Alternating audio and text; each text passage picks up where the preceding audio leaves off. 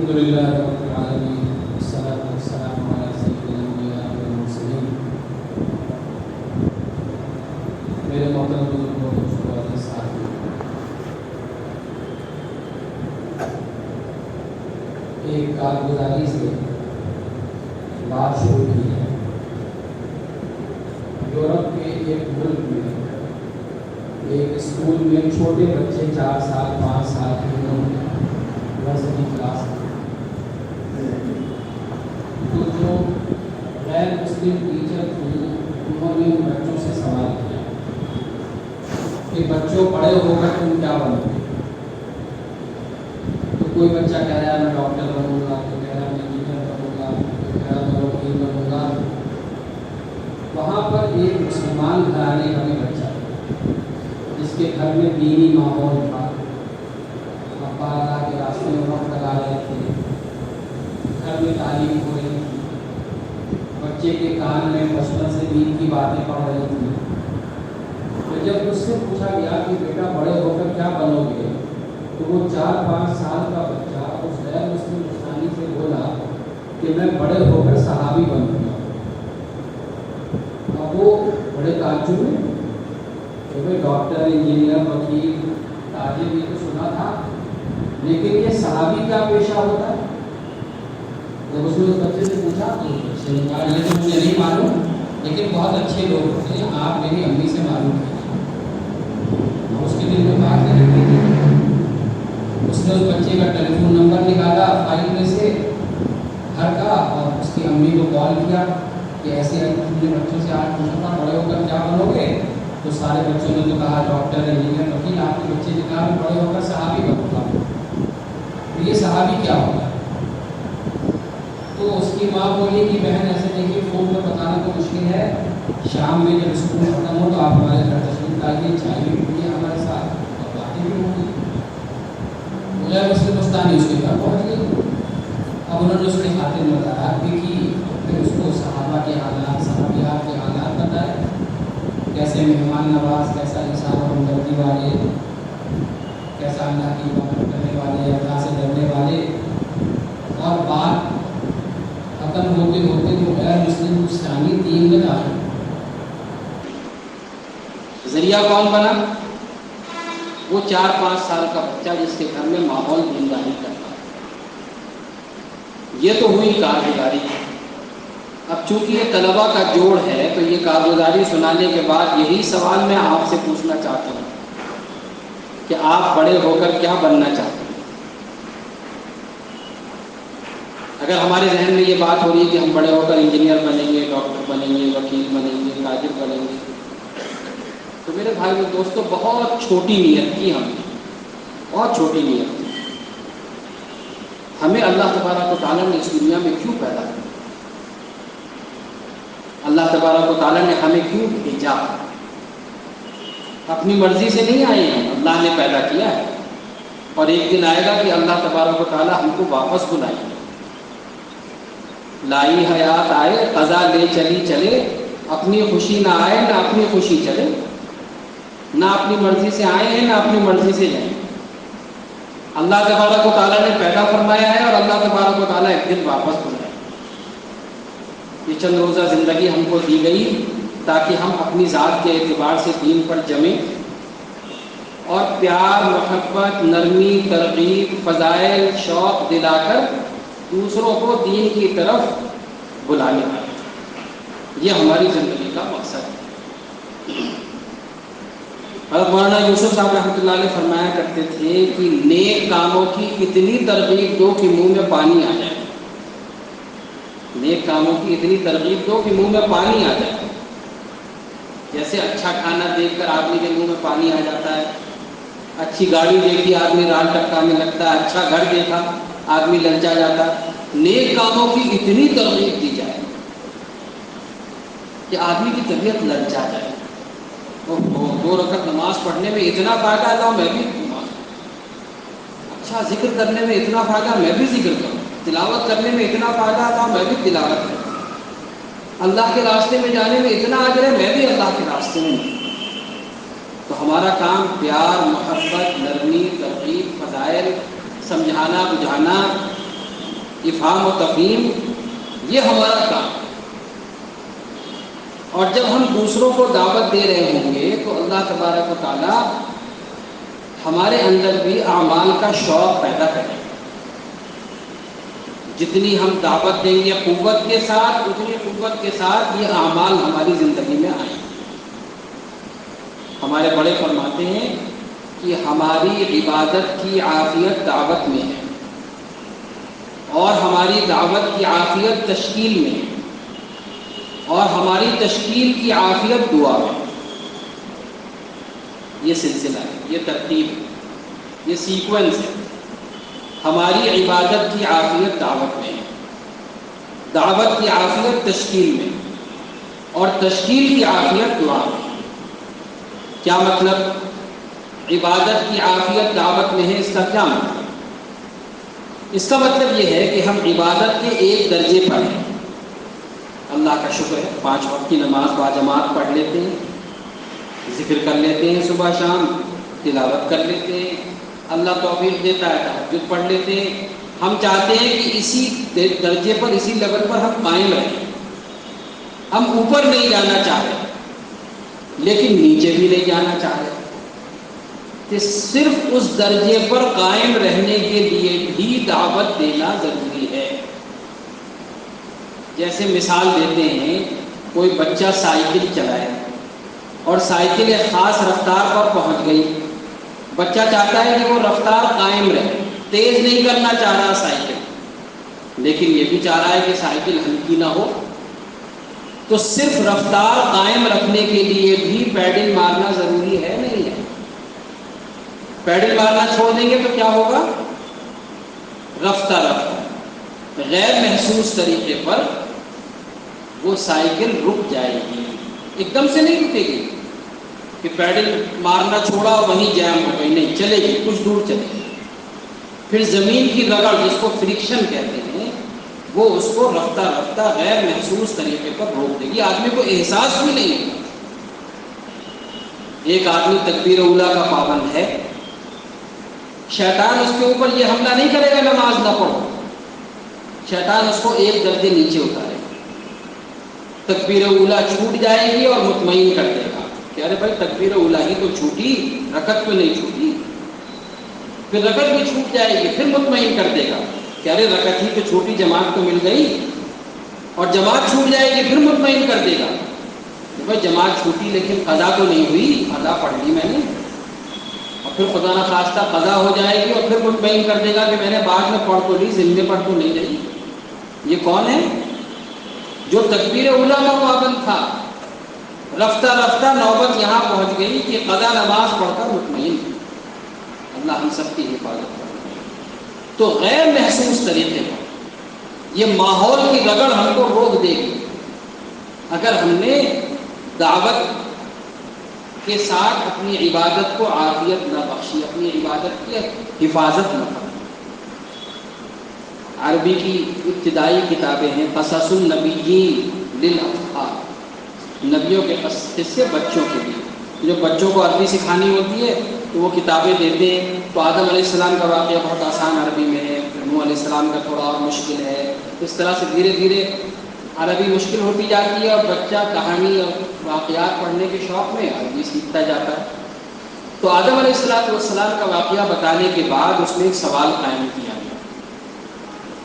کہ بھئی کیا وجہ تھی کہ آدم علیہ السلام تو اللہ کے نبی تھے اور سارے کے سارے نبی کی اولاد ہیں، پھر کفر اور شرک کہاں سے آ گئے؟ جب سارے نبی کی اولاد ہیں تو بت پرستی کہاں سے آ گئی؟ پھر اس کا جواب دیا گیا کہ آدم علیہ السلام کے اس دنیا سے چلے جانے کے بعد شیطان نے آ کر ان کی اولاد کو یہ سمجھایا کہ بھئی تمہارے ابا آدم علیہ السلام بڑے اچھے آدمی تھے، اللہ کی بڑی عبادت کیا کرتے تھے، تم ان کو یاد رکھو تو اللہ یاد رکھے۔ بس یہیں پہ ڈوز روک دی اس نے۔ پھر ان کی اولاد آئی تو ان سے کہا کہ تمہارے دادا آدم بڑے اچھے آدمی تھے، تمہارے ابا ان کو یاد کرتے تھے، تم بھی یاد رکھو گے تو تمہیں اللہ یاد رہیں گے، لیکن تم کیسے یاد رکھو گے؟ تم تو بڑے چھوٹے تھے، تم میں سے بہت سے تو پیدا بھی نہیں ہوئے تھے۔ تم ایسا کرو، آدم علیہ السلام کی نعوذ باللہ تصویر بناؤ۔ تصویر بنوائی، بس کام روک دیا۔ پھر ان کی اولاد کے پاس آیا کہ تمہارے ابا نے تمہارے پردادا آدم علیہ السلام کی تصویر بنائی تھی، لیکن تصویر تو ہوا میں اڑ سکتی ہے، پانی میں بہہ سکتی ہے، تم ایک ان کی مورتی بنا لو، پتھر کی مورتی بنوا دی۔ بس پھر اس سے اگلی جنریشن میں اللہ کو بھی بھلا دیا، آدم علیہ السلام کو بھی بھلا دیا، یہ مورتی ہے اس سے مانو۔ یہ کون ہے؟ نبی کی اولاد، غیر محسوس طریقے پر۔ تو میرے بھائی بزرگوں دوستو، ہماری عبادت کی عافیت دعوت میں ہے۔ اگر ہم عبادت پہ قائم رہنا چاہتے ہیں تب بھی دعوت دینا ضروری ہے، ورنہ ماحول کی رگڑ ہم کو روک دے گی۔ ماحول دنیا طلبی کا ہے، آخرت فراموشی کا ہے، کفر و شرک اور عصیان کا ماحول ہے، اس لیے دعوت دینا ضروری ہے۔ اور پھر کہتے ہیں دعوت کی عافیت تشکیل میں، دعوت کی عافیت تشکیل میں۔ دعوت دی اور تشکیل نہ کی تو ایسے جیسے لوہا گرم کیا اور پھر چھوڑ دیا۔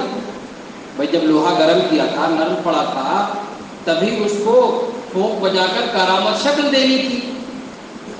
ہاں، ٹھوکنے سے پیٹنے سے تھوڑی تکلیف ہوگی، لیکن یہی ٹھوکنا پیٹنا اس کو شکل دے گا۔ تشکیل کیا؟ شکل دینا۔ لوگ یہی تو کہتے ہیں بھائی آپ تبلیغ والے، آپ کی بات بڑی اچھی ہوتی ہے، کیونکہ آپ کاغذ قلم لے کر کھڑے ہوتے ہیں، یہ معاملہ تھوڑا سا تو نفس پر شاپ گزرے گی تشکیل، لیکن تشکیل نہ کی تو ایسے جیسے لوہا گرم کر کے چھوڑ دیا، وہ پھر سخت پڑ جائے گا، کوئی اس کی کارا میں شکل نہیں بنے گی۔ ہماری دعوت کی عافیت تشکیل ہے، اور تشکیل کی عافیت دعا ہے۔ تشکیل کی، دعوت دی، لیکن اللہ سے نہ مانگا، دعا نہ کی، تو یہ ایسے جیسے جسم بغیر روح کے، بغیر روح کا جسم چاہے کتنے بڑے پہلوان کا ہو، کسی کام کا نہیں، مکھی نہیں اڑا سکتا، کوئی کام نہیں کر سکتا، روح نکل گئی۔ ہمارے علی گڑھ کے بزرگ ہیں نادر علی خان صاحب دامت برکاتہ، وہ فرماتے ہیں کالی کالی راتوں میں گرم گرم آنسو بہا کر اپنی محنت کی نفی کر، کہ اللہ اس سے تو مجھے بھی ہدایت نہ ملے گی جب تک تو نہ چاہے۔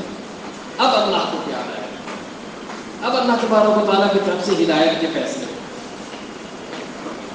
تو جان تب پڑے گی جب دعا کی جائے۔ جتنے واقعات فضائل صدقات میں آپ پڑھیں، یا اور واقعات، مالک بن دینار دونوں کو جو واقعہ جا رہے تھے، ایک شخص تعمیر کر رہا تھا، اس نے کہا بھائی کتنا پیسہ لگانے کا ارادہ کیا ہے؟ اس نے بتایا اتنے۔ اچھا یہ پیسے مجھے دے دو تو میں جنت میں محل کا تم سے وعدہ کرتا ہوں۔ اس نے کہا اچھا کل آئیے گا، میں سوچ کر بتاؤں گا۔ تو واپس جا کر کیا کیا؟ واپس جا کر رات میں اس کے لیے دعا کی، اس کے لیے دعا کی۔ اگلے دن آئے تو اس نے توڑے لا کر رکھ دیجیے کہ لیجیے یہ سیاہی ہے، قلم لکھ دیجیے۔ سب نے سنا واقعہ؟ تو محنت اور اس کے ساتھ دعا۔ اس سال اللہ تبارک و تعالیٰ نے توفیق دی، حج کے لیے جانا ہوا، ہمارے بڑے بھی گئے ہوئے تھے، تو مینا میں عصر کی نماز کے بعد مولانا احمد لاٹ صاحب کا بیان ہو رہا تھا۔ تو حضرت مولانا نے فرمایا کہ جتنے لوگ یہاں پر حج کرنے آ رہے ہیں ان سب کے پاس ایک فہرست ہوتی ہے۔ جو دنیا دار لوگ ہیں، اللہ ان کو بھی معاف فرمائے، ہم کو بھی معاف فرمائے، ہم نے ان کی فکر نہیں کی، وہ فہرست لے کر آتے ہیں کہ کیا کیا چیزیں یہاں سے خرید کر لے جانے ہیں۔ یہاں پر آئے اور یہاں بھی خریداری، بازار کا ماحول، دنیا کی فکر، اللہ انہیں بھی معاف فرمائے، ہمیں بھی معاف فرمائے۔ پھر فرمایا جو دیندار لوگ ہوتے ہیں ان کے پاس بھی ایک فہرست ہوتی ہے ان دعاؤں کی جو مانگنی ہے۔ بیٹے کا کاروبار چل جائے، بیٹی کا نکاح ہو جائے، فلاں عزیز ہمارے مقدمے میں پھنسے ہوئے ہیں، وہ مقدمے سے نکل جائیں۔ تو اس کے بعد فرمایا کہ ہم دعوت والوں کے پاس بھی ایک فہرست ہونی چاہیے ان دعاؤں کی اور ان ساتھیوں کی جن کی ہدایت ہمیں سفر حج میں اللہ سے مانگی۔ ہمارے پاس بھی فہرست ہو، دعاؤں میں ٹارگیٹ سیٹ کیے جائیں کہ ان کی ہدایت مانگنی، ان کی ہدایت مانگنی، ان کی ہدایت مانگنی، ٹارگیٹ سیٹ کیے جائیں۔ ہماری دعا اللہ معاف فرمائے کیسی ہے؟ جیسے ہم لوگ ریستوراں میں جا کر آرڈر پلیس کرتے ہیں، بریانی لاؤ، قورمہ لاؤ، زردہ لاؤ، دعا کو بار بار مانگنا ہے. حضرت صاحب فرماتے ہیں ادعونی استجب لکم، دعا کرو قبول کروں گا. شرط لگا دی ادعوا ربکم تضرعا، کہ دعا مانگو تھوڑا رو کر مانگ لو، تھوڑا گڑگڑا کر مانگ لو، 2 آنسو بہا لو، رات میں اٹھ کر اللہ کو پیارا دیں، اللہ تعالیٰ فیصلے کرے.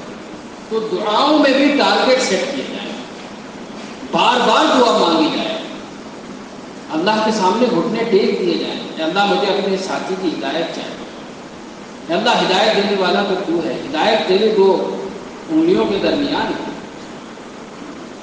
دعائیں مانگی جائیں. تو میرے بھائی کو دوستو، ہماری عبادت کی عافیت دعوت میں، دعوت کی عافیت تشکیل میں، اور تشکیل کی عافیت دعا. ہمارے بزرگوں میں تھے قاری صدیق صاحب رحمۃ اللہ علیہ، باندے کے، چند سال پہلے ان کا انتقال ہوا. ان کے بارے میں علماء یہ فرمایا کرتے تھے کہ اگر اس زمانے میں صحابی کو دیکھنا ہے تو ان کو دیکھیں، ایسی صفات اللہ تعالیٰ نے ان کے اندر رکھی. انہوں نے بہت آسان زبان میں ایک شعر ان کا ہے، اس کو پڑھیں تو رات میں اٹھ کر اللہ سے مانگنے میں مدد ملتی ہے. کیا لکھتے ہیں اس کے اندر؟ ایک بھوک سی دل میں اٹھتی ہے، ایک درد سا دل میں ہوتا ہے. ایک بھوک سی دل میں اٹھتی ہے، ایک درد سا دل میں ہوتا ہے. ہم رات کو اٹھ کر روتے ہیں جب سارا عالم سوتا ہے. ہم رات کو اٹھ کر روتے ہیں جب سارا عالم سوتا ہے. لوگ سو رہے ہیں اور دعوت والا ساتھی وہ بے چین ہے، میرے اس ساتھی کو، میرے اس رشتے دار کو، میرے اس بھائی کو ہدایت مل جائے. تو دعائیں مانگنا بھی سیکھنا ہے. اللہ کے راستے میں نکلتے ہیں تو جہاں دعوت دینا سیکھتے ہیں، دعا مانگنا بھی سیکھنا ہے کہ اللہ سے کیسے فیصلے اتروانے ہیں، اللہ کے غیبی خزانوں سے چیزیں کیسے لینی ہیں. اب اللہ کے راستے میں گئے ہوئے ہیں، سارے اسباب سے کٹے ہوئے ہیں، اب کچھ نہیں دکھائی دے رہا، اب آدمی اللہ کے سامنے کھڑا ہے، اللہ سے مانگے. ہمارے ایک ساتھی الہ آباد کے پرانے ساتھی، وہاں انجینئرنگ کا بڑا انسٹیٹیوٹ ہے MNNIT، اس میں وہ پڑھایا کرتے تھے، میکینیکل انجینئرنگ کے استاد تھے. اور وہ ہر سال 40 دن لگائیں اللہ کے راستے میں. اور اس کا ماحول ایسا خراب، الہ آباد کا ویسے بھی ماحول خراب، تعصب والا، اور وہاں پر اور زیادہ تشدد. تو ایک نئے ڈائریکٹر آئے تو لوگوں نے ان کے کام پکڑے، دیکھو یہ ہر سال 40 دن لے کر چلے جاتے ہیں اور اپنے دھرم کا پرچار کرتے ہیں، اور تم ان کی چھٹی مت منظور کرنا. اور ڈائریکٹر بھی چڑھ گیا، اچھا میں دیکھوں گا کیسے چھٹی لیتے ہیں، میں بھی دیکھوں گا. پھر جب ان کا سالانہ چلنے کا وقت ہوا، انہوں نے درخواست بھیجی. اب درخواست جب آئی چھٹی کی، 40 دن کی چھٹی، تو ڈائریکٹر نے لکھ دیا ناٹ اپروڈ، اور لکھ کے کاغذ واپس کیا. اب دیکھیے اللہ کا غیبی نظام کیسے حرکت میں آتا ہے. جو اس ڈائریکٹر کا PA تھا وہ بھی غیر مسلم، وہ ناٹ اپروڈ والا کاغذ لے کر ان نئے ڈائریکٹر صاحب کے پاس گیا اور اس نے کہا آپ نے اس پہ ناٹ اپروڈ تو لکھ دیا، آپ ڈائریکٹر ہیں، آپ ڈیسیجن لے سکتے ہیں، لیکن یہ جن کی درخواست ہے یا آپ سے کچھ نہیں کہیں گے. ان کے پاس ایک برتن ہے، اس میں یہ پانی بھرتے ہیں اور اس سے یہ منہ دھوتے ہیں، ہاتھ دھوتے ہیں، ایسے سر پہ ہاتھ پھیرتے ہیں، پیر دھوتے ہیں. پھر ان کے پاس ایک کپڑا یہ بچھاتے ہیں اور ایسے ہاتھ باندھ کے کھڑے جاتے ہیں، پھر جھکتے ہیں، پھر زمین پر یہ 2 بار ماتھا ٹیکتے ہیں، پھر سیدھے کھڑے ہو جاتے ہیں، ایسے 2 بار کرتے ہیں. اور پھر اس کے بعد یہ ایک بار ادھر دیکھتے ہیں، ایک بار ادھر دیکھتے ہیں. اور اس کے بعد اگر انہوں نے پرارتھنا کے لیے ہاتھ اٹھا دیا تو نہ تم رہو گے نہ تمہاری ڈائریکٹرشپ کرے گی. یہ اللہ کا غیبی نظام حرکت میں آ رہا ہے. اب وہ ڈائریکٹر نہیں ایسا کیسے ہوگا، نہیں بالکل نہیں ہو نہیں سکتا، اور نہیں اپروو کروں گا میں. خیر اس نے کہا ٹھیک ہے، ان کو واپس کر دی. لیکن وہ ڈائریکٹر کے دل میں ڈر بیٹھ گیا. آتا ہے جو اللہ سے ڈرتا ہے اس سے دنیا کی ہر چیز ڈرتی ہے، اور جو اللہ سے نہیں ڈرتا اس کو دنیا کی ہر چیز ڈراتی ہے. اب وہ راؤنڈ لینے کے بہانے وہ ان کے کیبن کے آس پاس ایسے پہنچ گیا کہ ان کے اوپر نظر رکھی. اب جب ان کے پاس کاغذ پہنچا ناٹ اپروڈ، تو انہوں نے پانی بھرا، وضو کیا، مصلی بچھایا، 2 رکعت نماز پڑھی. اب وہ دیکھ رہا ہے ساری چیزیں ویسی ہو رہی جیسی کہ میں نے کہی. اب جیسے ہی انہوں نے سلام پھیرا ایک طرف، وہ ڈائریکٹر بولا ارے میں تمہاری چھٹی منظور، تم جاؤ جہاں تمہیں جانا ہے، اور ہمیں چھوڑو۔ میرے بھائی بزرگوں دوستوں، حدیث قدسی ہے، جیسا میں اپنے بندے کے گمان کے موافق اس کے ساتھ معاملہ کرتا ہوں۔ ہمارا گمان ہی کمزور ہے اللہ سے، ہماری امید ہی کمزور ہے اللہ سے، جس کی وجہ سے ہمارے کام کمزور ہو رہے ہیں۔ جب اللہ تبارک و تعالیٰ کی ذات عالی پر یقین پختہ ہوگا کہ کرنے والی ذات صرف اللہ ہے، اور اللہ تبارک و تعالیٰ سب کچھ کے بغیر سب کچھ کرنے پر قادر ہے، جب یہ یقین دل میں اتر جائے گا تو پھر اللہ تبارک و تعالیٰ ویسا ہی معاملہ فرمائیں گے۔ ایک بزرگ فرمایا کرتے تھے کہ دنیا کی جن جن چیزوں سے یقین ہٹ کر اللہ کی ذات عالی پر آ جائے گا، اللہ تبارک و تعالیٰ ان چیزوں کو تمہارے لیے مسخر کر دیں گے، تمہارے قابو میں کر دیں گے، تمہارے بھلے تمہارے فائدے کے لیے استعمال ہوں گے۔ ابراہیم علیہ السلام کو آگ کیوں نہیں جلا پا رہی ہے؟ دل کا یقین یہ بن گیا کہ اس آگ سے میرا اللہ مجھ کو بچائے گا، اے جبرائیل مجھے تمہاری بھی ضرورت نہیں۔ اب اللہ کا براہ راست حکم ہوتا ہے، قلنا یا نار کونی بردا وسلاما علی ابراہیم، اے آگ سلامتی کے ساتھ ٹھنڈی ہو۔ یہ معاملہ کب ہوتا ہے؟ جب دل سے اللہ کے غیر کا یقین نکل گیا کہ کرنے والی ذات صرف اللہ ہے۔ اللہ کے راستے میں نکل کر یہ یقین بٹھایا جاتا ہے اور اللہ سے مانگنا سیکھا جاتا ہے، اللہ سے دعائیں مانگنا سیکھا جاتا ہے۔ ہمارے قریب ایک شہر ہے میرٹھ، وہاں کے پرانے ساتھی، ہم لوگ گئے ہوئے تھے وہاں جماعت میں، تو ہمارے ساتھ انگلینڈ کے نوجوان تھے جو اسی سال فارغ ہو کر اللہ کے راستے میں نکلے تھے 4 مہینے کے لیے۔ اب گرمی بہت زیادہ، مکھی مچھر، وہ بیچارے ناز و نعمت کے پلے میں بڑے پریشان تھے سب، اوپن ڈرین، گندگی، غلاظت۔ اب وہ ایک مسجد سے دوسری مسجد جاتے تھے تو بیچارے رستے میں اکائیاں، مچھلیاں، الٹیاں کرنے لگے۔ تو وہ بھائی لیاقت صاحب مرحوم، ابھی انتقال ہوا ان کا بھی کچھ سال پہلے، وہ ہماری جماعت کو لے کر بیٹھے اور انہوں نے اپنا واقعہ سنایا، اللہ کے راستے میں جانا کیوں ضروری ہے، اس کے اوپر انہوں نے واقعہ سنایا اپنا۔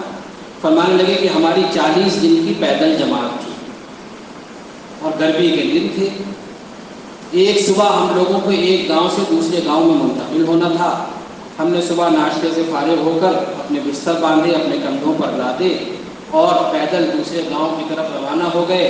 کوئی رہبر تھا نہیں اور راستہ بھی کوئی روڈ نہیں تھی، بلکہ کھیتوں ہو کر جانا۔ اب اللہ کی طرف سے ایسا کرنا ہوا کہ ہم کھیتوں میں راستہ بھول گئے، جس گاؤں میں جانا تھا اور اس سے دوسری سمت میں چل دیے۔ ایک آدھ لوگوں سے پوچھا، انہوں نے اور غلط راستے پر ڈال دیا۔ صبح کے چلے چلے دوپہر ہو گئے، بھوکے پیاسے، تھکے ہارے، پسینے چلے جا رہے ہیں۔ بڑی مشکل سے پوچھتے پاچھتے عصر تک اس گاؤں میں پہنچے جہاں پہنچے، صبح کے چلے گئے، اور ابھی جا کر مسجد میں اپنے بستر رکھے ہی تھے کہ گاؤں والے آ گئے کہ بھائی یہاں پر آپ نہیں ٹھہر سکتے، اپنا سامان اٹھائیے اور چلے جائیے۔ اب ان کو سمجھانے کی کوشش کی کہ بھائی صبح کے چلے گئے تو یہاں پہنچے تھے، اب کہاں جائیں؟ تو ان لوگوں نے بستر اٹھا کر باہر پھینک دی۔ اب بھائی لڑنا بھیڑنا تو ہے نہیں، کیا کریں؟ تو سمجھ میں نہیں آ رہا۔ صبح کے چلے تو یہاں پہنچے تھے، تھوڑی دیر میں سورج غروب ہو جائے گا، واپس بھی جائیں تو کیسے جائیں؟ کھیتوں میں کہاں رکیں گے رات میں؟ تو سامنے ایک ہاسپٹل تھا، اس کے مالک سے جا کر بات کی کہ بھائی ایسے ایسے ہمیں پریشانی ہے، ایک رات رکنے کے لیے جگہ دے دو۔ اللہ نے اس کے دل میں بات ڈالی، اس نے کہا یہ جو ہماری گیلری ہے اس میں ٹھہر جاؤ اور صبح خالی کر دینا، صبح ہمارے مریض آ گئے۔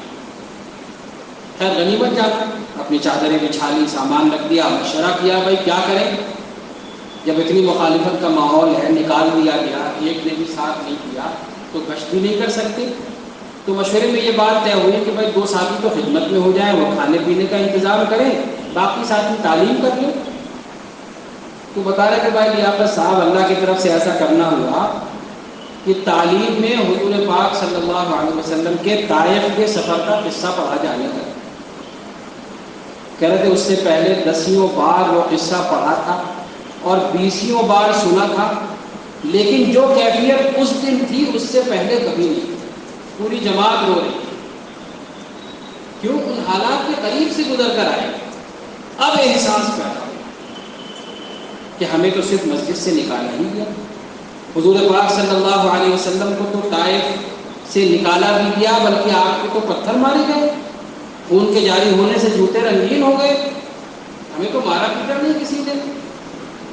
اب یہ ایک ایسی کیفیت ہے کہ آدمی چاہے کہ میں اپنے گھر پر نرم آرام دہ بستر پر لیٹ کر اے سی آن کر کے 3-4 تکیے ادھر ادھر رکھ کے اور حضور پاک صلی اللہ علیہ وسلم کے طائف کے سفر کا قصہ پڑھ کر اس سے اثر ہوں تو اثر ہوگا.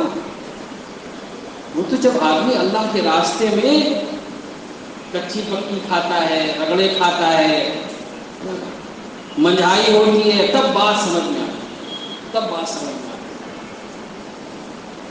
کہ کس کی اور کتنی قربانیوں کے بعد یہ دین ہم تک آپ تک. تو میرے بھائیوں بزرگوں دوستوں، ہمارا پیدا کیے جانے کا مقصد یہ دین پورے عالم میں زندہ ہے، اور ہمارے بڑوں نے ترتیب بھی ایسی ہی قائم کی. اللہ کی طرف سے ایسی ترتیب قائم کی گئی. اسی لیے کیا کہتے ہیں ہمارے بڑے کہ یہ دعوت کی محنت یہ قرن اول کا ہیرا ہے. قرن اول کا ہیرا. قرن اول حضور پاک صلی اللہ علیہ وسلم کا زمانہ، صحابہ کا زمانہ، اس زمانے کا ہیرا اللہ تبارک و تعالیٰ نے اس گئے گزرے دور میں ہم کو آپ کو عطا فرمایا. اب آپ اس کی ترتیب پہ اگر غور فرمائیں تو اپنی ذات سے لے کر اور پوری دنیا میں بسنے والے سارے انسانوں کی ہدایت کا راز اللہ تبارک و تعالیٰ نے اس کے اندر. تعلیم کے ذریعے میرے اندر شوق پیدا ہوا، گھروں کی تعلیم کے ذریعے گھروں کا ماحول بننا، گشت کے ذریعے ہمارے محلے میں روزانہ کی ملاقاتوں کے ذریعے ہمارے محلے میں محنت ہوگی، دوسرے گشت کے ذریعے آس پاس کے محلوں میں محنت، 3 دن کے ذریعے پورے شہر میں کی فکر کی جائے، چلے کے ذریعے پورے ملک کی فکر کی جائے، اور 4 مہینے پورے عالم کے انسانوں کی فکر کی. تو اپنی ذات سے لے کر اور دنیا میں بسنے والے سارے انسانوں کی فکر اللہ تبارک و تعالیٰ نے اسی آسان محنت میں چھپا رکھا. اللہ تبارک و تعالیٰ نے ہمیں پیدا کروایا تاکہ ہم اپنی ذات سے لے کر عالمی نبی کے امتی ہیں. اس لیے ساری امت کی ذمہ داری ہمارے آپ کے اوپر ڈالی گئی. سارے دلی میں پڑھتے تھے ہم تو IIT کے قریب ایک مسجد ہے ادچینی کی مسجد. وہاں پر ایک آسٹریلیا کی جماعت آئی ہوئی تھی. وہ اپنا دن میں فارغ ہونے کے بعد ہم شام میں ان سے ملنے پہنچے، گشت میں شریک رہے. پھر جب وہ فارغ ہو گئے عشاء کے بعد تو اس میں ایک نو مسلم تھی. تو ہم نے ان سے درخواست کی، بیٹھے ہوئے تھے، اب ساری ملاقاتیں ہو گئیں، لوگ اپنے اپنے گھروں کو چلے گئے. تو ہم نے شوق میں پوچھا کہ بھائی آپ کیسے دین میں داخل ہوئے، اپنا واقعات بتائیے. گورے وہ آسٹریلیا کے، انہوں نے اپنی بڑی عجیب واقعہ انہوں نے سنایا. کہنے لگے میں آسٹریلیا کے دوسرے لاؤبالی نوجوانوں کی طرح تھا، زندگی کا کوئی مقصد نہیں، پڑھائی کی، ڈگری حاصل کی، جاب کرنے لگے. ایک دن مجھے خیال آیا کہ یار یہ بھی کوئی زندگی ہوئی، پڑھائی کی ہے، ڈگری حاصل کی ہے، جاب کر رہے ہیں، بیوی بچے ہوں گے اور پھر مر جائیں گے، کچھ چینج ہونا چاہیے زندگی میں. تھوڑے سنکی تو ہوتے ہی. انہوں نے اگلے دن جا کر اپنی نوکری سے استعفیٰ دیا. اب ان کا باس بھی بڑا حیران کہ بھائی تم نے کیوں استعفیٰ دے دیا، کیوں ریزگنیشن دے دیا، تم جاب سے خوش تھے، ہم تم سے خوش تھے، اور کیا کرو گے تم ریزائن کر کے. تو انہوں نے کہا کہ میں دنیا گھومنے جا رہا ہوں. تو باس نے اس وقت ایک طنزیہ جملہ ان سے کہا کہ اچھا کیا تم روحانیت کی تلاش میں جا رہے ہو؟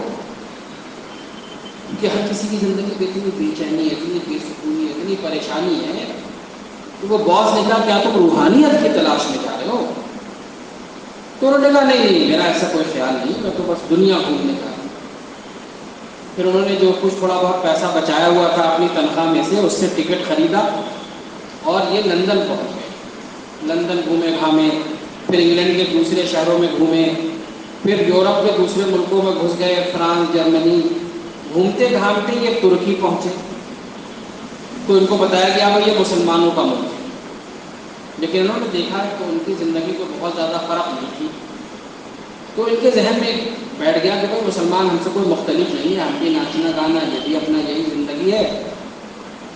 پھر اس کے بعد یہ ایشیا کے ملکوں میں گھس گئے، اور ہوتے ہواتے ایک انہوں نے سائیکل لے لی، اب خرچہ ورچہ تو ختم ہو گیا، آپ کیسے سفر کریں، تو انہوں نے ایک سائیکل لے لی، اور پڑوس کے ملک میں سائیکل کے ذریعے پہاڑیوں میں ہوتے ہوئے یہ سائیکلنگ کرتے ہوئے چین تک جانا چاہتے، تو ان کو ان پہاڑیوں میں ایک بزرگ تھے، بڑی سی داڑھی ان کی، ساتھ وہ بھی جا رہے تھے، یہ بھی ساتھ ہو گئے، چلتے رہے۔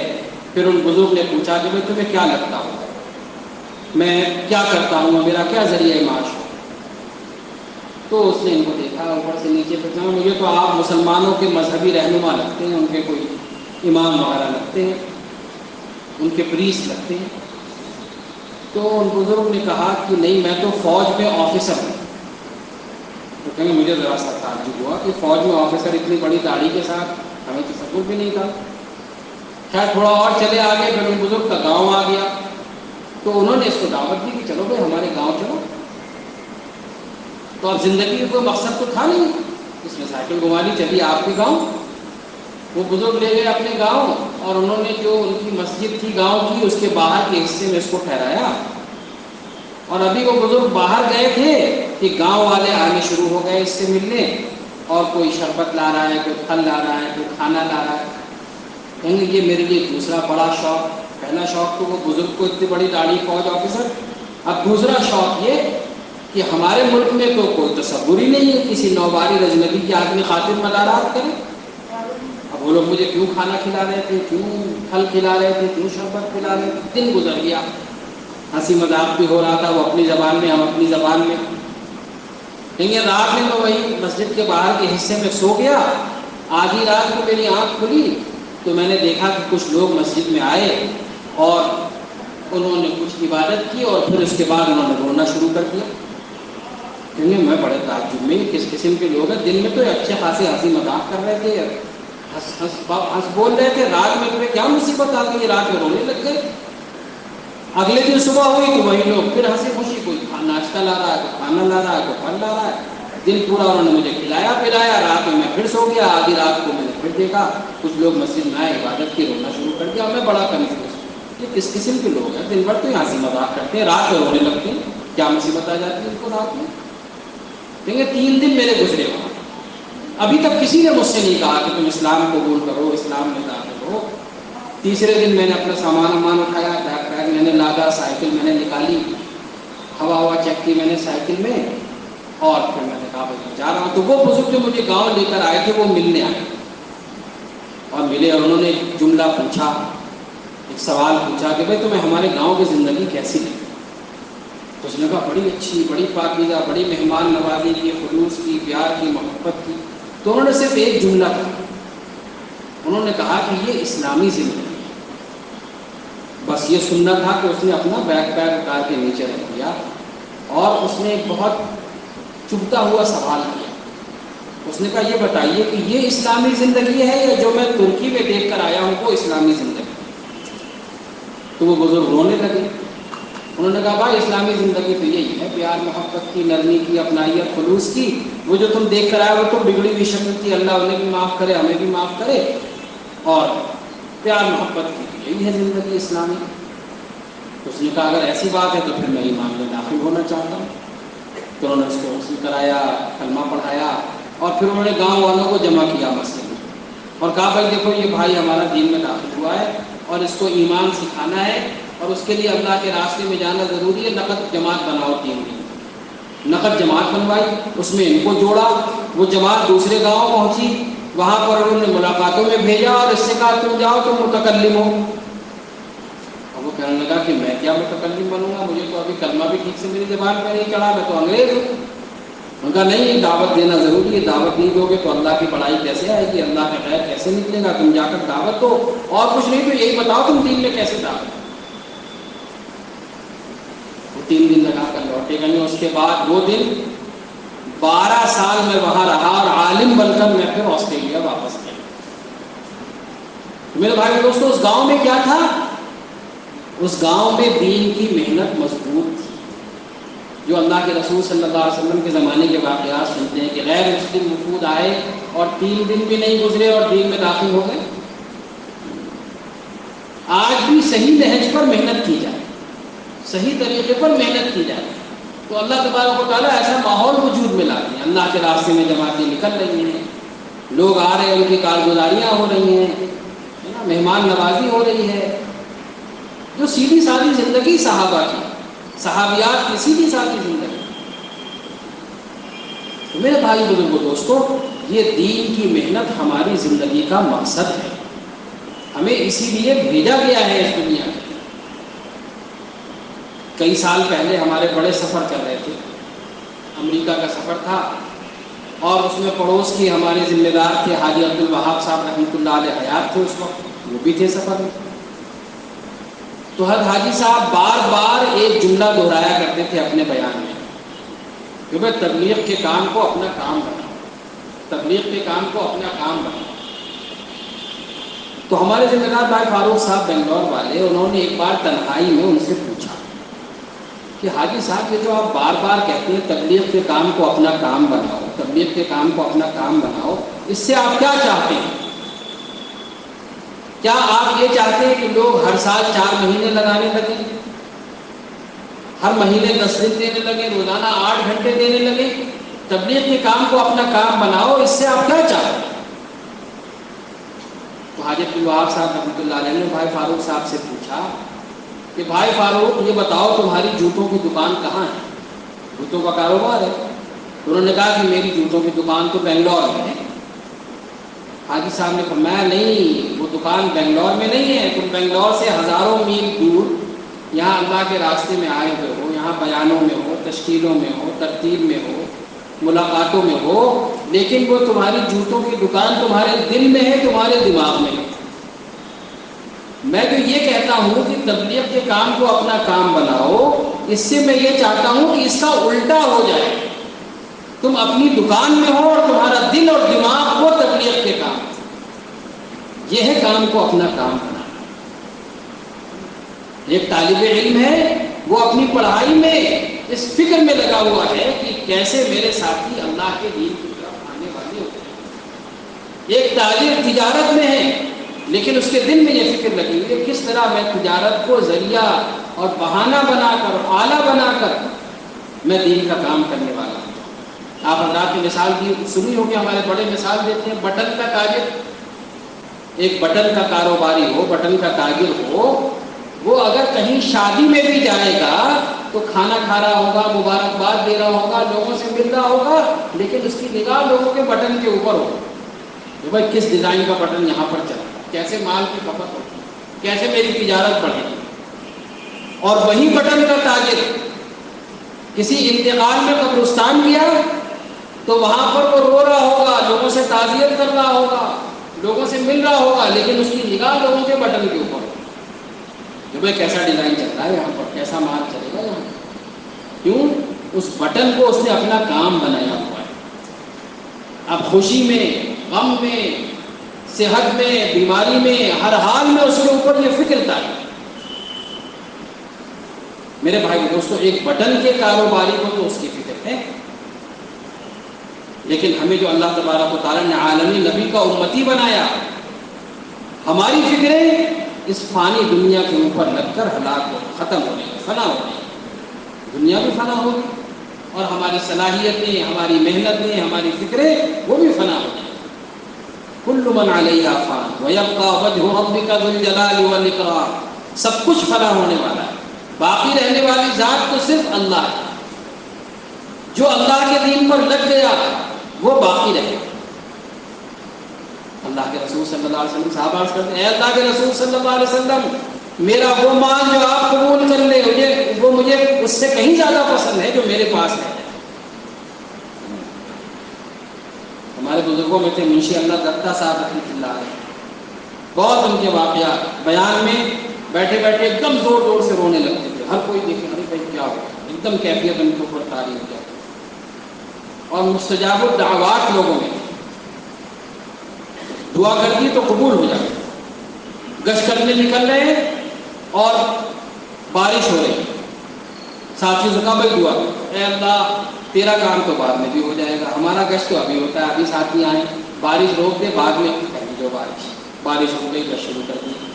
ایسے مستجاب الدعوات بہت سیدھے سادھے انداز میں فرمایا کرتے تھے کہ بھائی اللہ نے کھانا دیا ہے، کھانا اللہ کی نعمت ہے، اس کو ہم دوسروں کو کھلا دیں گے عمل بن جائے گا، خود کھا لیں گے پخانہ بن جائے گا. بھائی عمل اچھا ہے، پخانہ اچھا ہے. یہ ہر چیز کے لیے اللہ نے صلاحیت دی، اللہ نے قوت دی، اللہ نے جوانی دی، اللہ نے مال دیا، اللہ ہی کا دیا ہوا ہے. جان دی ہوئی اسی کی تھی. اب یہ کہ حق ادا نہ ہو، اگر جان بھی لگا دی دین کی محنت پر تو کیا بڑی بات ہے، اللہ ہی کی دی ہوئی جان تو تھی. اللہ کی دی ہوئی جان، اللہ کا دیا ہوا مال، اس کو اللہ کے دین پر لگا دیا جائے، اللہ تبارک و تعالیٰ خوش ہو جاتے ہیں، دنیا بھی بناتے ہیں، آخرت بھی بناتے ہیں، نسلوں تک کے ہدایت کے فیصلے فرماتے ہیں. تو میرے بھائی اور دوستو، ہماری زندگی کا مقصد کیا ہو؟ ہماری زندگی کا مقصد یہ فانی دنیا نہ ہو، ختم ہو جانے والی دنیا نہ ہو. یہ تو ہماری ضرورت ہے. جیسے ہمارے علی گڑھ میں یونیورسٹی میں طلبہ پڑھنے آتے ہیں، آپ کے کالج میں پڑھنے آتے ہیں. اب یہاں پر مقصد ہوتا ہے ڈگری لینا، لیکن کھانا پینا بھی ہوتا ہے، وہ بھی ضروری ہے، سونا بھی ہے، کھیل کود بھی ہوتا ہے، دوستی بھی ہوتی ہے، لیکن پڑھائی کے ذیل میں ہونا چاہیے. ٹاپ پرائیورٹی پڑھائی. اگر کوئی طالب علم پڑھائی چھوڑ کر اور سونے لگ جائے، پڑھائی چھوڑ کر کھیلنے لگ جائے، پڑھائی چھوڑ کر دوستی کرنے لگ جائے، تو کیا کہا جائے گا؟ بہت بیوقوف طالب علم. مقصد تو ڈگری لینا ہے. ایسی میرے بھائی اور دوستو، ہمیں اس دنیا میں بھیجا گیا تاکہ یہ دین میری بھی زندگی میں آئے اور دنیا میں بسنے والے سارے انسانوں کی زندگی میں دین. لیکن ہم نے اس فانی دنیا کو مقصد بنایا ہوا ہے، اسی کے اوپر اترا رہے ہیں، اسی کو حاصل کر کے مطمئن ہو رہے ہیں. دنیا سے روکا نہیں گیا، دین کو اس کے ساتھ جوڑا گیا. جہاں 10 کام دنیا کے، 1 کام دین کا، اس کو آدمی اوپر رکھ کر کرے، اللہ تبارک تعالیٰ دنیا کے کاموں کو بھی بنا دیں گے. ایک واقعہ سناتے ہیں کہ ایک شخص یہ وصیت کر کے مرا کہ یہ جو میں 19 اونٹ چھوڑ رہا ہوں، اس میں سے آدھے میری بیوی کو دے دیے جائیں، اور 1/4 1/4 میرے بیٹے کو دے دیے جائیں، اور 1/5 میری بیٹی کو دے دیے جائیں. لیکن شرط کیا ہے کہ کوئی بھی اونٹ ذبح نہ ہو. اب لوگ بڑے پریشان کہ بھائی 19 اونٹ ہیں، آدھے بیوی کو دیں گے تو 9.5 ہوں گے، اور 1/4 اور 1/5 کریں گے تو اور حصے ہوں گے، تو یہ کیسے ہوگا تقسیم؟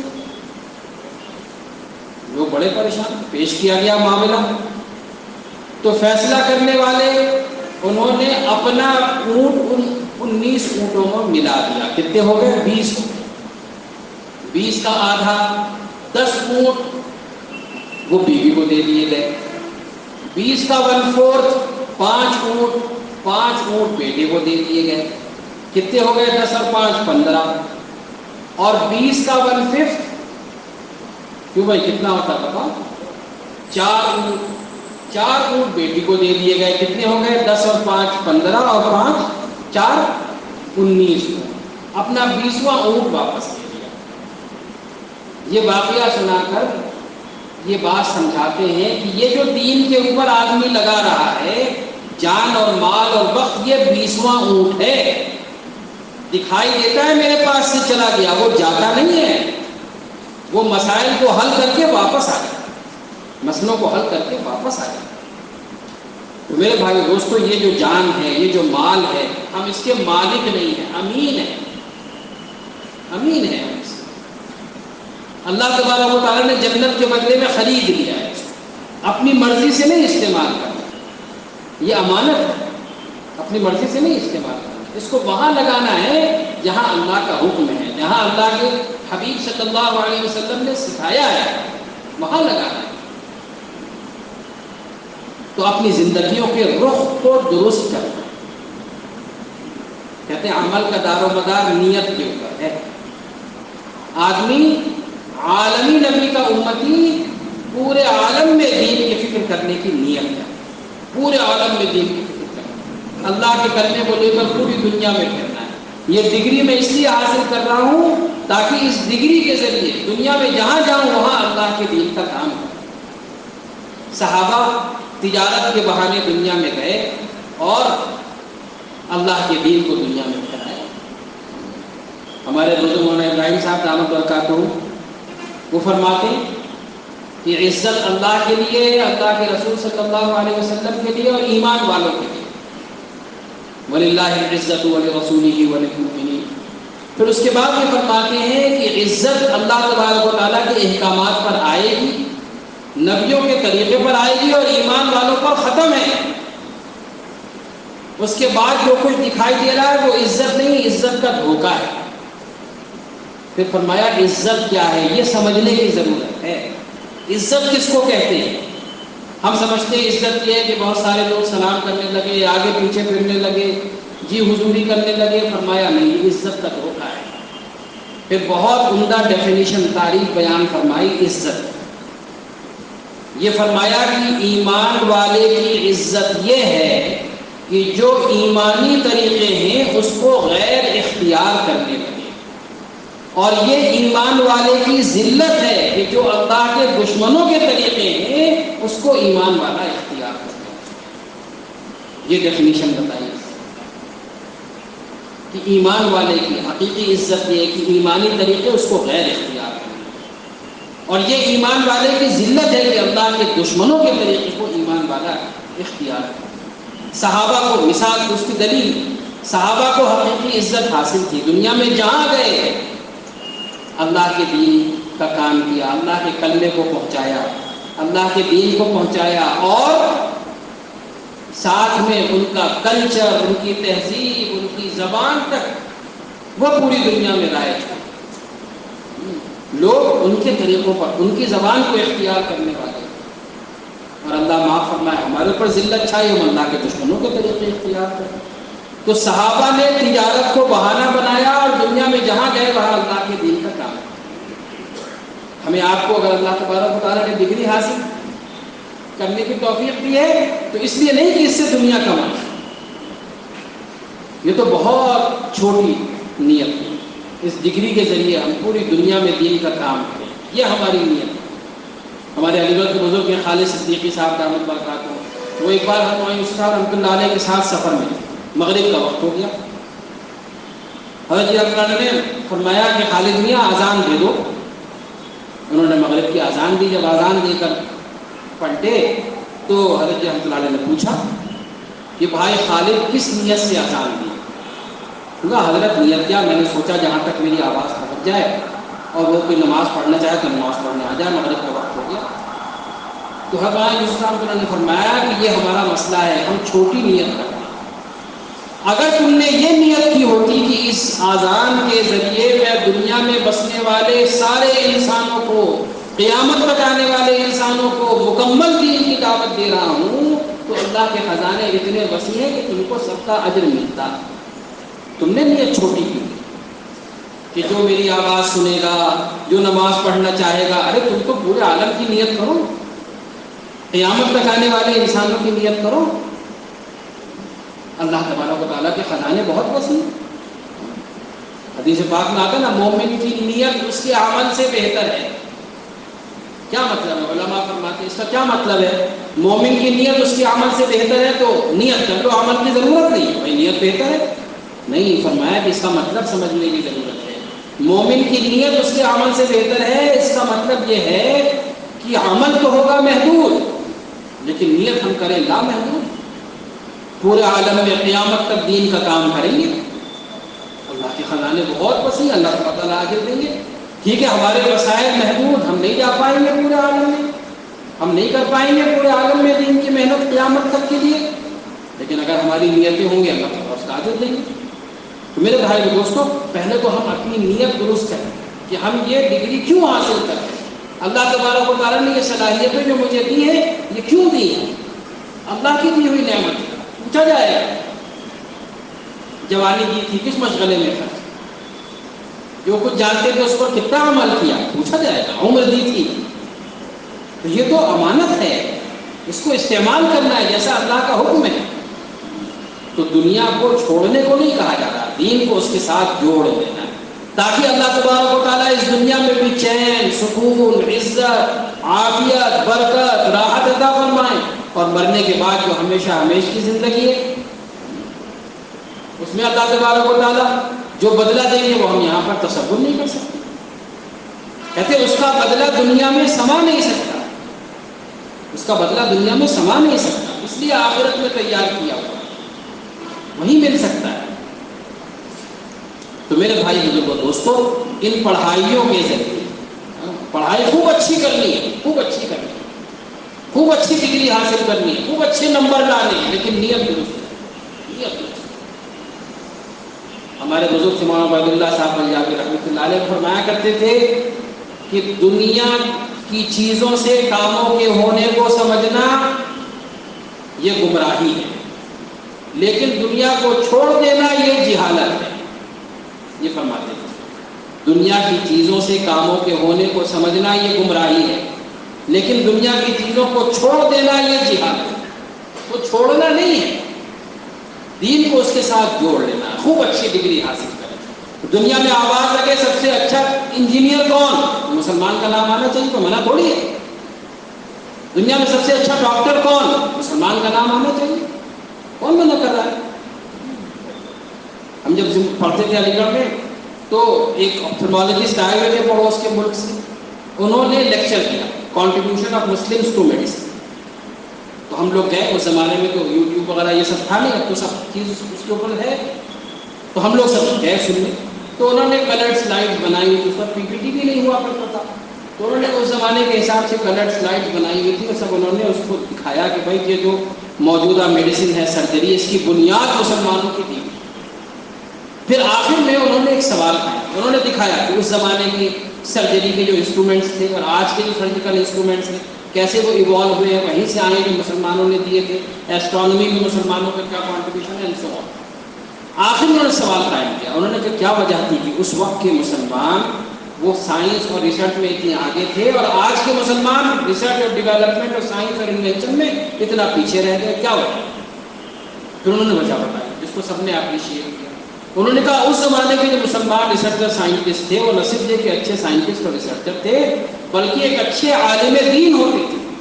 قرآن کا اچھا علم ہوتا تھا، حدیث کا اچھا علم ہوتا تھا، اور اللہ سے تعلق مضبوط ہوتا تھا. جب کوئی مسئلہ آیا، کوئی مریض آیا، کوئی بات سمجھ نہیں آ رہی، سب سے پہلے قرآن کی طرف اپنی علمی کمائی کی وجہ سے وہاں سے استفادہ نہ ہوا تو حدیث کی طرف، اللہ کے رسول صلی اللہ علیہ وسلم کی سیرت و سنت کی طرف رجوع. اور کم سے کم یہ کہ اللہ سے کہو اے اللہ یہ مریض ہے، اس کا مرض سمجھ، اس کی کیا تشخیص ہے، اس کا کیا علاج ہے، اللہ کو مجھے سمجھ. مقصود لوگوں کی مدد کرنا ہوتی تھی، اپنا پیٹ بھرنا، اپنا فائدہ کمانا نہیں ہوتا. تو اللہ کی طرف سے مدد آتی تھی، وہ آگے بڑھ جاتے. یہ چیز ہم نے چھوڑ دی. اب تو مادی فکر ہے کہ بھائی وہ 10 گھنٹے ریسرچ کر رہا ہے، 12 گھنٹے ریسرچ کر رہا ہے. قل هل يستوي الذين يعلمون والذين لا يعلمون. آپ ان سے کہتے ہیں جو جانتے ہیں اور جو نہیں جانتے وہ برابر نہیں ہو سکتے. اگر ہم نے کلمہ لا الہ الا اللہ پڑھا ہے تو محمد رسول اللہ کے بغیر ہم اس دنیا میں پنپ نہیں سکتے.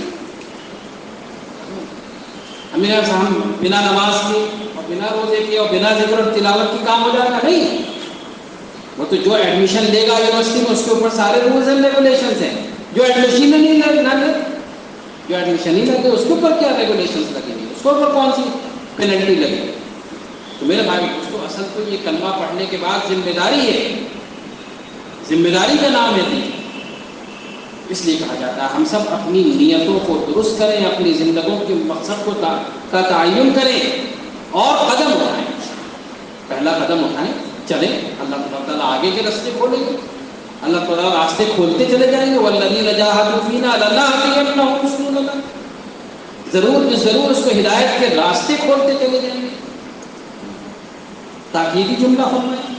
تو میرے بھائی بزرگوں دوستوں، ہم سب نیت کریں کہ انشاءاللہ پڑھائی سے فارغ ہونے کے بعد پہلے 4 مہینے لگائیں گے، پھر اس کے بعد دنیا کی کسی جاب، کسی فکر میں، کسی تجارت میں، کسی کاروبار میں ہم. بھائی سب تیار ہیں نا اس کے لیے؟ دیکھیے بھائی نام